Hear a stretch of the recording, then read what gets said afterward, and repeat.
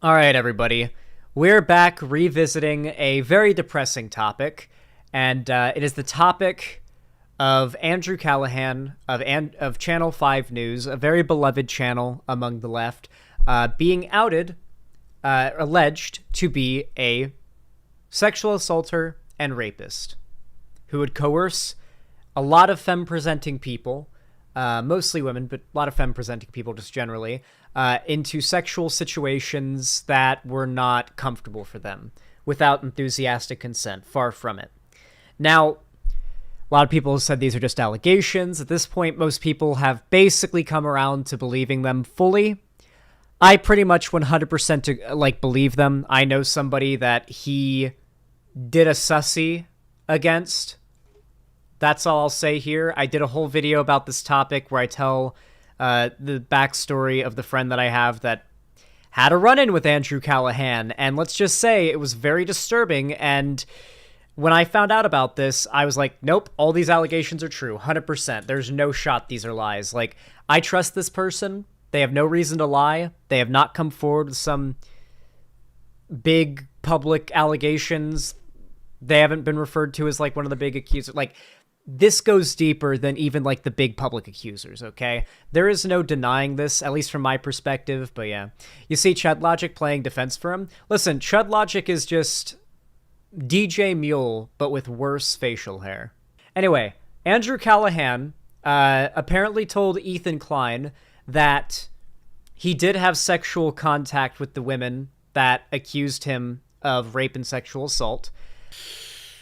Yeah, he didn't admit to doing the things he was accused of. He admitted to having sex with them, which basically implies at best that he could try to argue they all got together and lied about not giving consent, but that's all bullshit. At this point, I take that as full admission.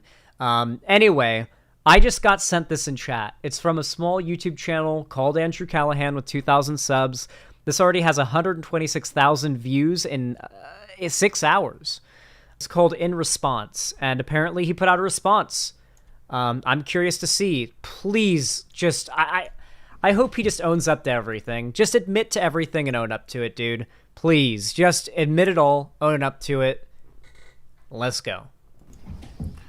All right. I never thought I'd make a video like this, but I think there's an important conversation to be had, and I just want to be fully accountable, honest, and transparent with all of you guys. So I'd like to start by thanking every single person who's came out in the past week to speak about different ways in which my behavior has made them feel uncomfortable or pressured. Dude, I hate these fucking PR fake apologies, dude. You're not glad you got caught, okay? You're not glad you got caught. That's a lie, okay? Don't lie in your apology, all right? The best thing you can possibly do, Andrew Callaghan, to prove that you're not an actual fucking Machiavellian monster is to fully take responsibility. To be like, let me do Andrew Callaghan's apology better for him, okay? I want to say that the allegations against me from all of these people, they're true, and I just want to make it clear that, I'm not happy that all of this happened. I'm not glad that I was caught. I'm not going to lie to you and say that I was glad that I was caught. I got a problem. Get ready to clip. Yeah, I know. I got a problem. And like, I'm not going to pretend like that problem just went away because I was caught. Like, I feel like there's so much dishonesty here, right? Like, if he clearly, at least from the story that I heard, he clearly has a real problem with his behavior and his view of women, okay? Like, a very clear problem with it, or just femme-presenting people broadly. He's like, the way I had it described to me is that he quote-unquote acts like a massive fuckboy. He clearly has, like, fundamental problems there. So it feels so dishonest for him to put on this, like, seemingly really fake, super apologetic, super like, oh, I'm so glad the people came forward to out me for the thing I did. No, you're not glad. You're not glad. Now, this was repeated behavior. You threatened and, like, basically, like, tried to pressure people out of fear with your influence from coming forward. Like, this was not like a small mistake or an oopsie. This isn't like someone criticizing you to help you out, like constructive criticism, and you're like, oh, thank you for the constructive criticism. That really helps. That's not what this is. This is a bunch of people have come forward with career-ruining accusations against you that are true, okay? Your career is probably done. The best thing you can do right now is basically prove to everybody that you're a human, that you recognize that what you did was awful, and that you're sorry, and are willing to change and make an effort to do better. But the first step of that is fully accepting how awful and horrific the actions that were committed are, and that also entails admitting that, like, at least in this case, he was actively kind of sadistically, like, pursuing these situations. He was known for it across the country. During a sexual situation, and to people who said that I've made unwanted advances and had a hard time with rejection. I'm sure this was not easy to do. It's never easy to speak out, and it was hard for me to hear as well, because to be honest with you, up until this point, I didn't even really realize that I had this pattern that had affected my... I don't believe it. All right, this is a bad apology. I have a hard time with rejection. Bro, everybody has a hard time with rejection. Who doesn't have a hard time with rejection? Having a hard time with rejection is no excuse to break the bounds of consent and rape somebody, or rape multiple women, actually. Multiple women and femme-presenting people. Multiple people. I'd also like to apologize for my silence. I think that when this stuff first came out, I was in a state of denial and shock. I was, just riding the high from my movie that just came out, and then within 48 hours, I was denounced by... Oh, that's definitely true. Can you imagine how fucking terrifying this was for him? Like, obviously, I'm not drawing sympathy for him in any way, but, like, I want you to imagine right now, you've just had your, like, special come out on Netflix. Or not on Netflix, on HBO Max. You're at the top of the world, and then, boom, you're at the bottom. In a day. That's gotta be... The G-force on that fall must be insane. Is he plugging his movie mid-apology? Good point, Heavy Gretel. I didn't notice that. He actually it does kind of feel like he's plugging his movie mid-apology. Yeah, it kind of does feel like that, Heavy Gretel. Good point. By my closest collaborators, and my name was printed in 40 different news outlets next to the words sexual misconduct, and I just kind of spiraled into a mental health crisis. I'm okay now, but I don't really think this is about me. This is about the people that I've affected. So I just want to express my complete sympathy, respect, and support for anyone who I've done wrong by. And I really want to do better and be fully accountable for everything that I've done. So that being said, I want to make a few things clear. I've always... You can't unrape them though, Andrew. Taken no for an answer. As far as consent, I've never overstepped that line.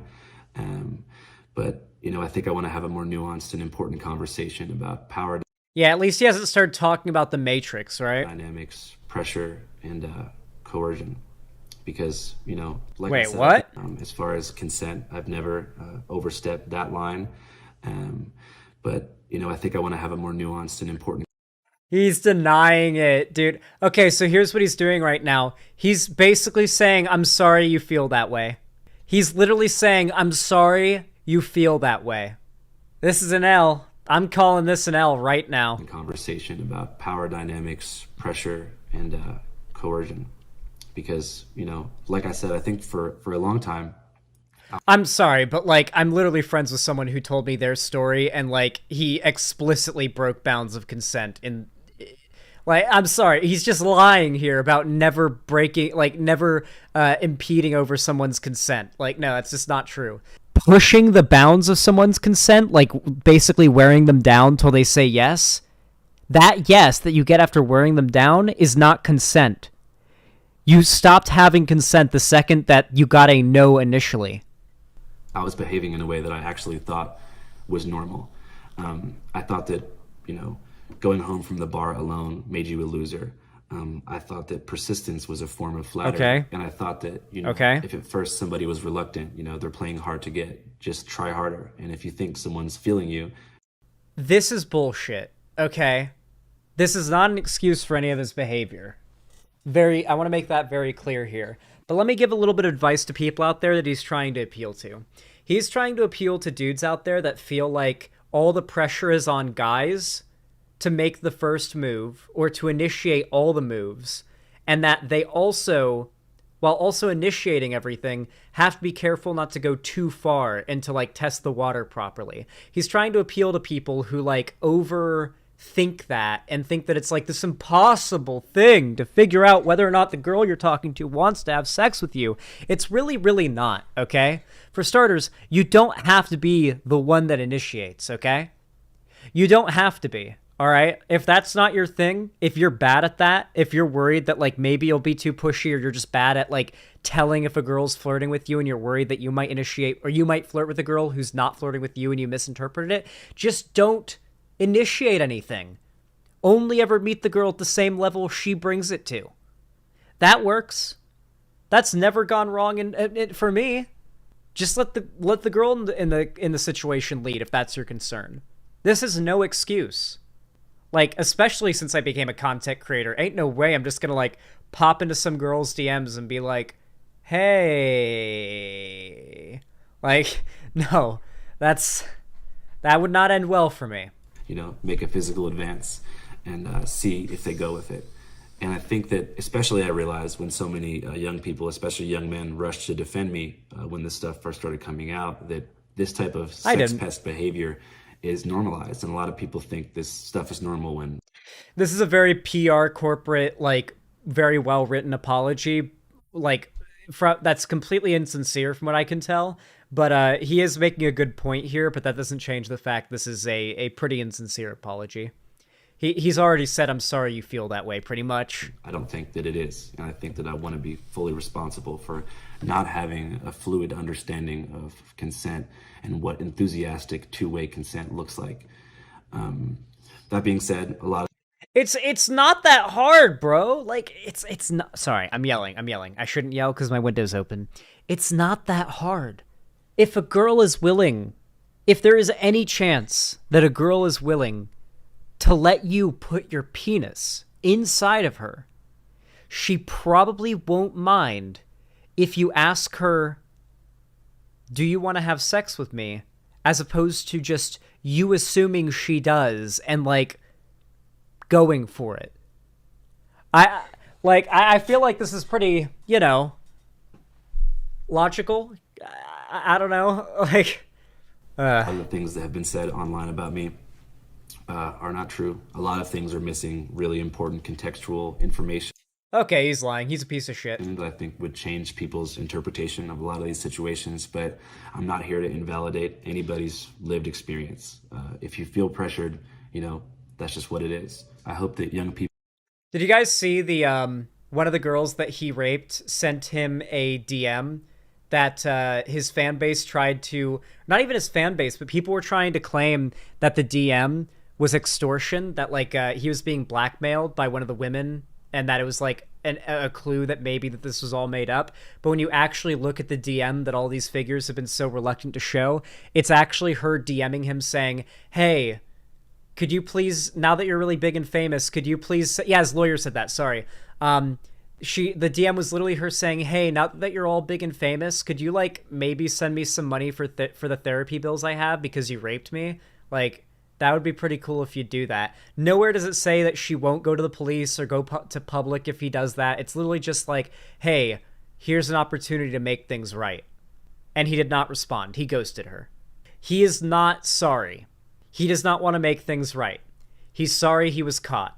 People, and young men in particular, can use my mistakes to learn and move through life with a better understanding of consent.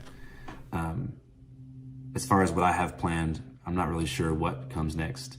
I mean, obviously, you know, reporting is my one true love, and I'm 25 years old, and I have my whole life ahead of me.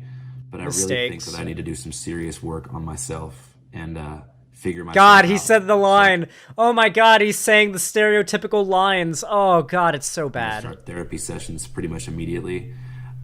Also, not to blame alcohol, but I truly believe that alcohol was a contributing factor to... Okay. I don't think it's an excuse, but that is probably true.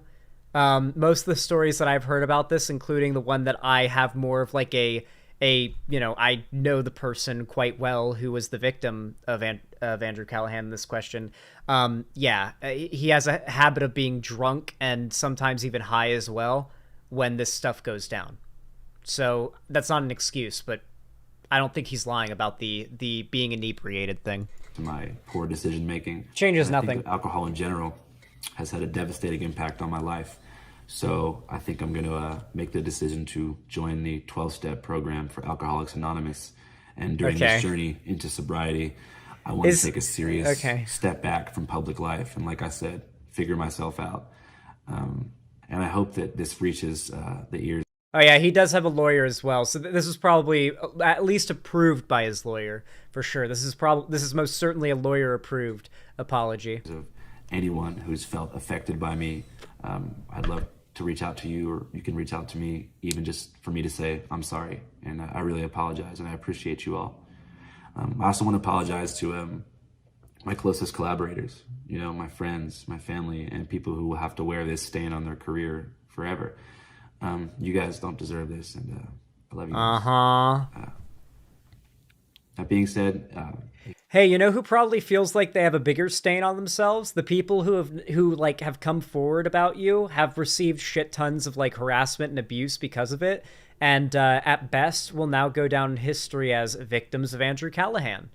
Do you think maybe they might feel a little bit bad about the stain left on them and their reputation? Because I think that might hurt a little more than what you're going through. Just maybe a little bit. That's my thought. If you never want to watch Channel 5 again, I understand. I hope you remember the missions of radical empathy and media literacy that we have tried to put into the world through our coverage. All right, that's all I want to say. Well, that was disappointing. That was disappointing, to say the least. I did not expect much. I really didn't expect much. I was hoping that maybe he would just own up to everything and he would be completely honest. And like the only way his reputation would ever be salvageable would be full accountability. But nope, no accountability. Like, I think I'm pretty forgiving, honestly. Like, even if you've done bad things in the past, but you're, like, unironically a better person now, I'm pretty forgiving. I can look past a fair amount if you're actually a good person now. But, like, that's not... I didn't see any evidence of that there. I saw evidence of him being upset that all of this came to light and that he wasn't able to do it more, longer, and uncontested. Believe me, this isn't enough to end someone. Look at EDP, for God's sakes. Well, yeah, but there's another thing that came along to end EDP. Anyway, if somehow you enjoyed this depressing segment, I honestly, I want to hear your thoughts about whether or not you think this apology was genuine. Comment down below your opinion on it.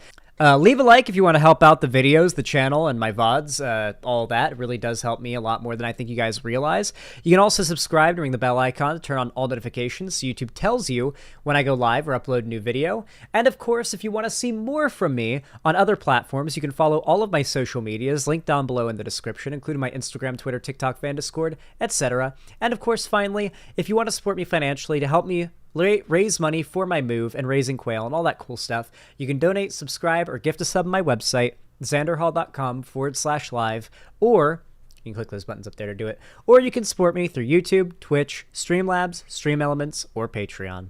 With all that said, thank you so much for watching, and have a good one.